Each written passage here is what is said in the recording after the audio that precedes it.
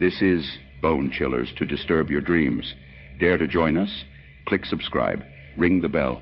But remember, we cannot guarantee your safety from the nightmares that await. Prepare to be thrilled, chilled, and filled with a sense of dread you'll find nowhere else. Welcome to the darkness. We've been waiting.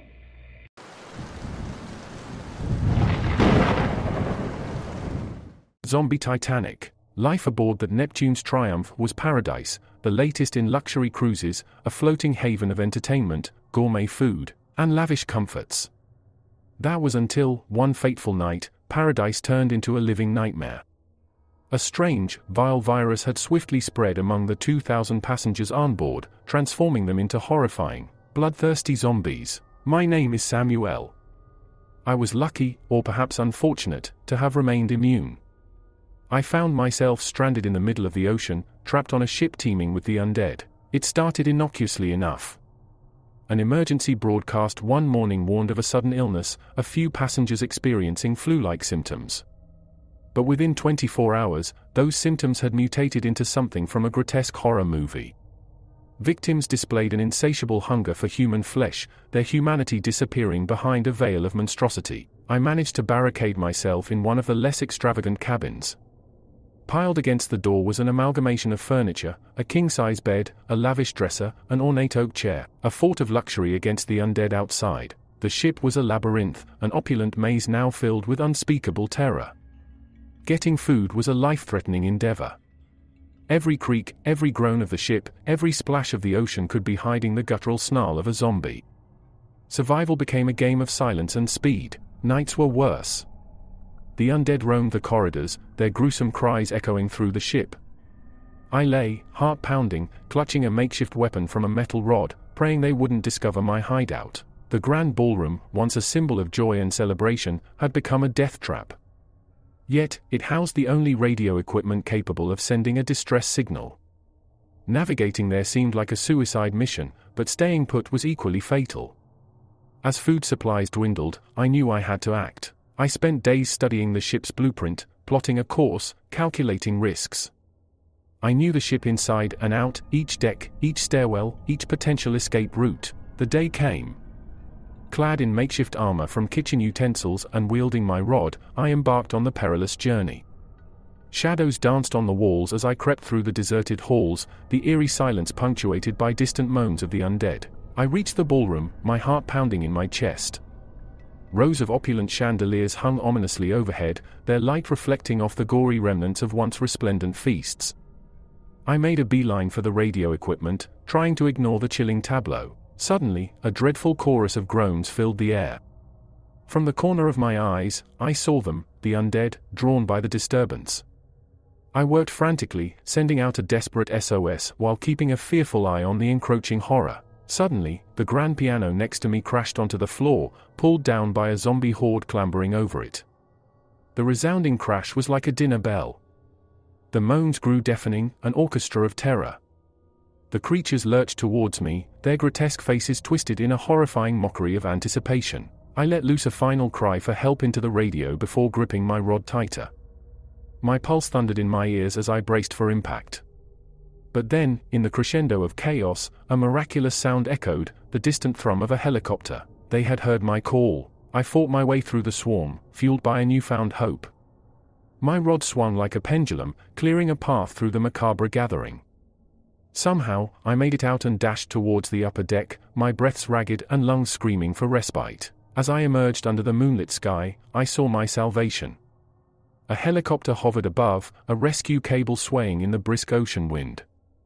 But the horde was close behind. With a deep breath, I made a mad dash for the cable, my hand closing around it just as the first zombie lunged.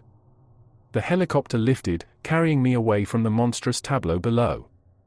As I ascended, I looked down at the Neptune's Triumph, a luxury tomb gliding silently through the ocean, a haunting testament to our disastrous voyage. I was safe, but my ordeal was far from over. The ship continued its course, a rogue vessel of death. The zombie Titanic now lurked in our oceans, its ghastly passengers awaiting their next encounter with the living. The nightmare was just beginning.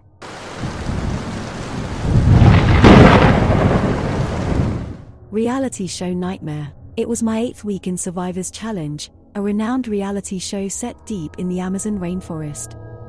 Basking under the spotlights of international fame, all we contestants vied to outdo each other in the wilderness, the grand prize of $5 million dangling before us. One day, our production crew didn't show up. That was our first indication that something was wrong. The following dawn broke open with an ear-piercing scream.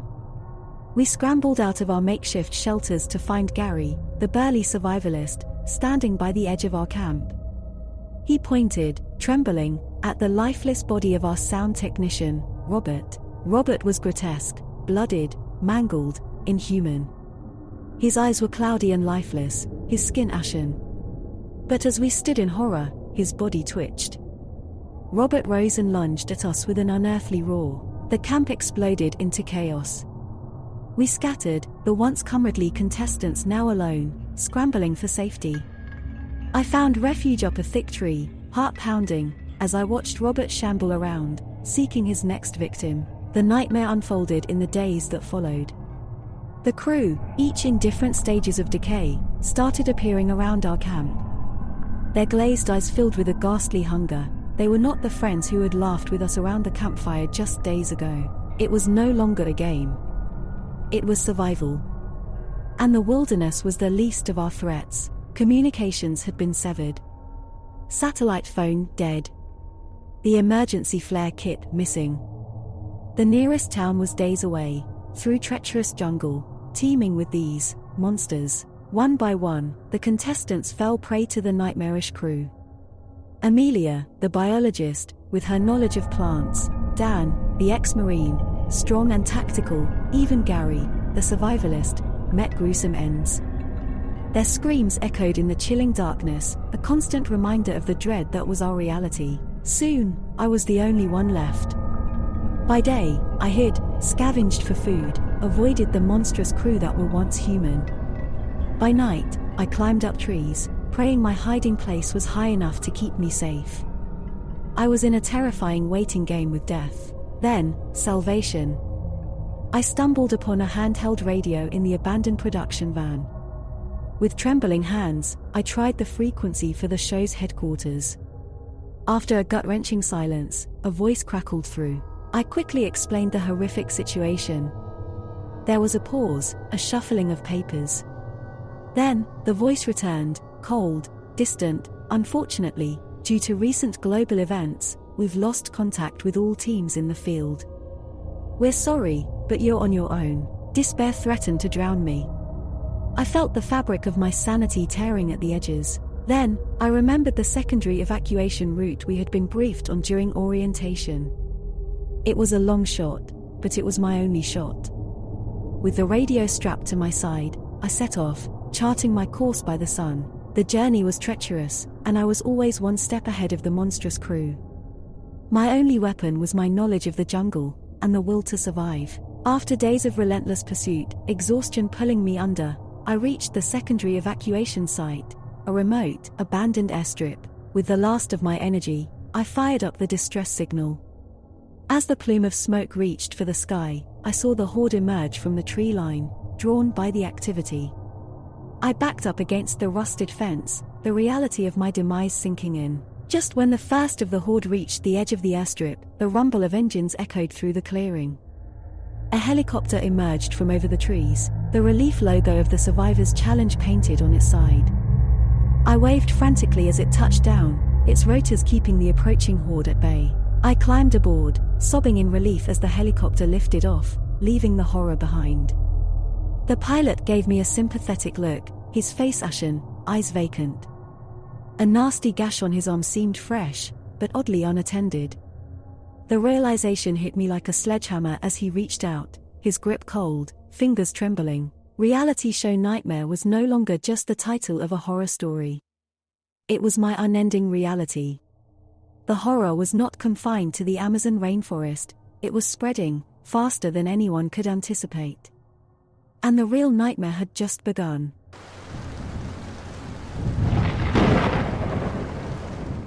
The Doctor's Experiment. I am Dr. Leonard Fisher, an acclaimed neuroscientist who has devoted his life to understanding the intricacies of the human brain. One day, during a routine analysis, an unusual sample caught my attention. It contained a viral strain, unlike anything I'd ever seen, one that could reanimate dead cells. Eager to make medical history, I began my experiments, unaware of the dire consequences that lay ahead. In the cold and solitary confinement of my laboratory, I performed countless tests. I found that the virus had a unique ability to jumpstart life in cells that had long ceased to function. It could make the dead alive, the consequences of which I would learn the hard way. In an attempt to test the full extent of the virus's capabilities, I acquired a cadaver from a recently deceased convict. With a mixture of apprehension and exhilaration, I administered the virus directly into the cadaver's brain, and then I waited. For the first few hours, there was nothing. But as I was ready to dismiss the experiment as a failure, the cadaver twitched. At first, it was sporadic, but soon the body began to convulse violently. Then, for the first time in many hours, it went still, and then, it woke. Its eyes snapped open. The cadaver sat upright, looking around with an eerie calmness. A feeling of dread washed over me, but I was too mesmerized by the spectacle to react. I had created the first ever zombie, if you will. However, the celebration was short-lived. Almost immediately, I noticed something amiss. The reanimated man was aggressive and extremely volatile. The once dead convict lunged at me, displaying inhuman strength and speed. I narrowly managed to evade his grasp and locked him inside the laboratory, but not before getting a deep scratch from him. Days turned into a terrifying blur. My health deteriorated rapidly. The scratch had gotten infected and was spreading across my body, turning my veins a dark, sickly blue. It was clear, the virus had transferred to me. I tried everything to reverse the effects, from synthesizing antivirals to full blood transfusions, but nothing worked. The transformation was inevitable, and I could feel it taking over me. As I lay bedridden, I had time to think about the horrors I had unleashed. I had pursued medical advancements without considering the consequences. My creation was still trapped inside the laboratory, writhing and banging against the door. I had created a monster, and in turn, I was becoming one. On the 7th night of my infection, I woke up in a cold sweat. The once familiar surroundings seemed alien, and a sense of heightened alertness took over. My heart pounded against my ribs, and my ears picked up sounds that were previously indistinct. It was as if every sense was amplified. Horrified by the realization, I dragged myself to my home office. I jotted down every single detail of the past week in a letter, explaining the virus, its effects, and the mistakes I had made. I hoped that someone would find it and correct my grave errors. My strength waned, and soon, the transformation would be complete. I walked towards the containment room one last time, looking at the monster I had created. It was a mirror image of what I was becoming, of what I had already become. Before the darkness consumed me, I locked myself inside the basement, next to the containment room. I had to ensure that no one else would be affected.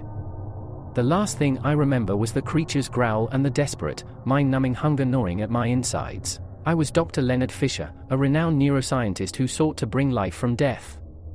But instead, I brought forth an abomination. My experiment was my downfall. The doctor's experiment had turned into a horror story, a terror beyond comprehension. My final warning to anyone who discovers my notes: this virus must be destroyed. Do not repeat my mistakes. My pursuit for knowledge led me to the path of destruction, a path I urge you not to tread. Remember my tale, for it is the tale of hubris meeting its inevitable consequence. Fear what you do not understand, and respect the boundaries of nature. For it has its own ways to punish those who defy its rules. And so ends the tale of the doctor's experiment, the beginning of an end that must be stopped before it consumes us all.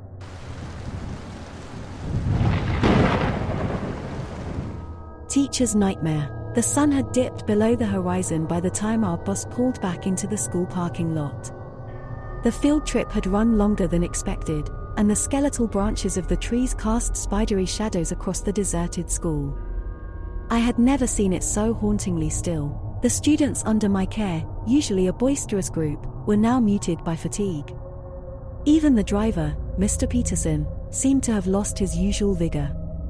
Their weariness made the silence more profound. I led my students back into the eerily quiet building.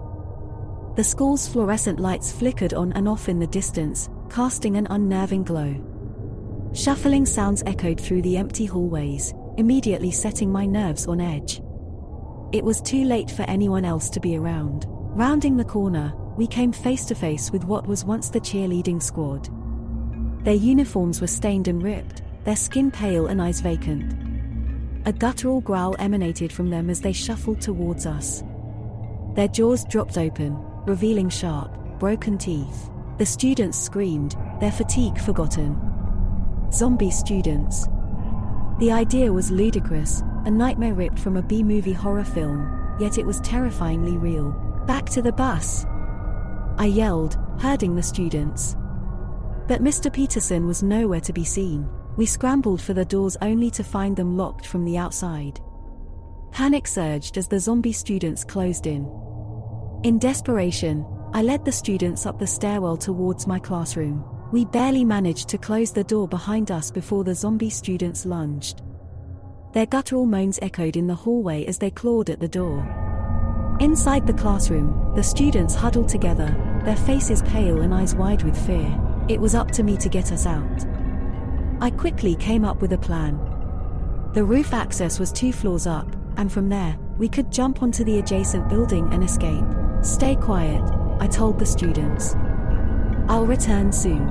Creeping through the labyrinthine school, I silently thanked years of late-night grading for my familiarity with the building. Each creak, groan, or shuffle of movement sent my heart pounding, but I pressed on. Finally, I reached the roof access door. It was locked. A custodian, now a zombie, held the keyring. His once kindly eyes were now vacant, and he snarled, lumbering toward me. I had to think quickly. Picking up a fire extinguisher, I lobbed it at him. It collided with a thud, stunning him momentarily. Seizing the opportunity, I yanked the keys from his belt, dashed to the door, and bolted it behind me. Exhilarated by my narrow escape, I took a moment to catch my breath on the roof. The sight that greeted me made my blood run cold. The parking lot was swarming with the zombie students. Escape was looking increasingly impossible. A movement in my peripheral vision caught my attention. A single light was flickering in the neighboring building. Could it be? Yes. A group of people, parents, maybe, or teachers, were waving desperately. Filled with renewed hope, I hurried back to my classroom.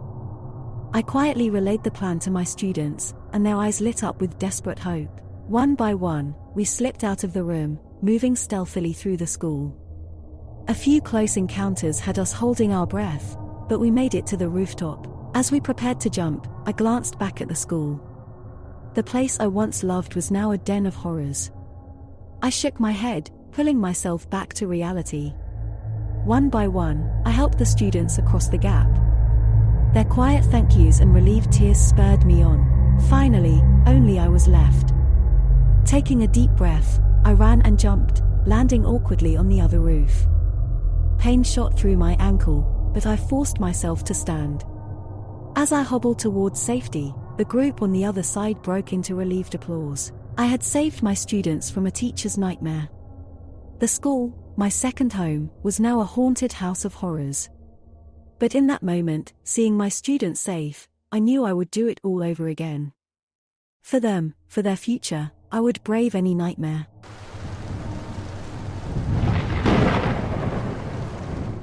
The only child. Once a lively and vibrant world, now it was filled with nothing but the walking dead, the groans and screams echoing through the deserted streets. In the midst of this apocalypse was an anomaly, a 12-year-old boy named Eli. Eli was an extraordinary child, a genius, far beyond his age. The New World Order hadn't been kind to him, taking away his loved ones, leaving him to survive amidst the horror. Yet, in this grotesque reality, he held on to hope. He believed in the existence of other survivors like him. His sharp intellect had kept him alive, devising ingenious traps and strategies to fend off the shambling creatures. He transformed the dilapidated suburban house into a fortified refuge, layered with traps, hidden passageways, and self-made alarm systems. One dreadful night, under the dim flickering light of his cobbled-together generator, he discovered an old ham radio. Excitement lit up his emerald eyes. He believed this could be his key to finding other survivors. For days, He fiddled with the dusty circuits and tangled wires, restoring the broken machine. His parents, both engineers, had taught him well. Finally, when he managed to crackle it to life, he began sending out signals, scanning through frequencies for any human voice. Days turned into weeks, but every attempt seemed in vain. Desolation slowly started creeping into his heart.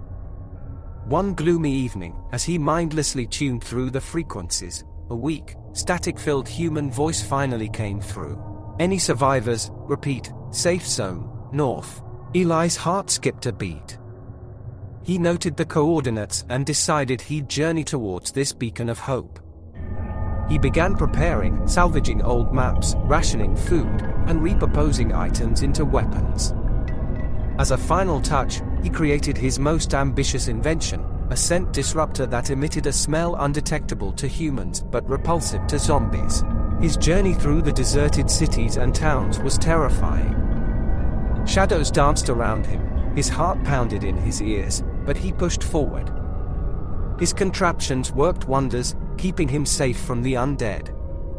He occasionally had to use his makeshift crossbow, his little fingers adept at aiming and taking down any zombies that came too close.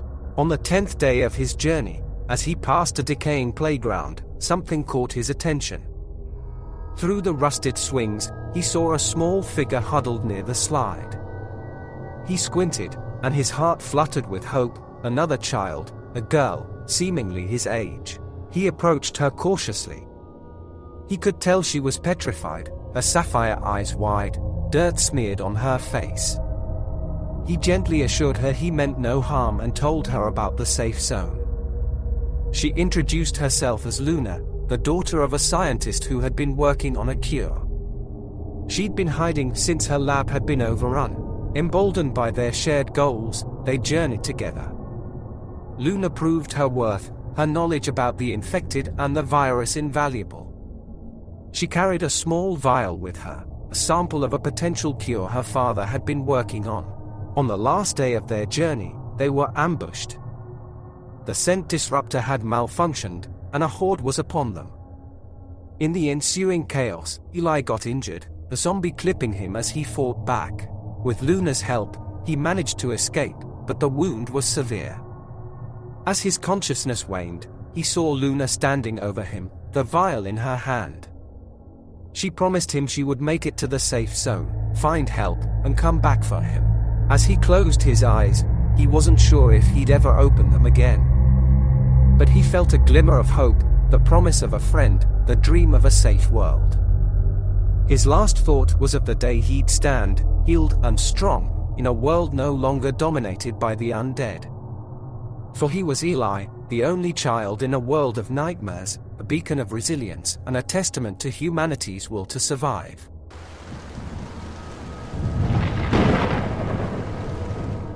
Thank you for watching, and remember, the darkness awaits. Until our paths cross again, stay fearful and stay subscribed.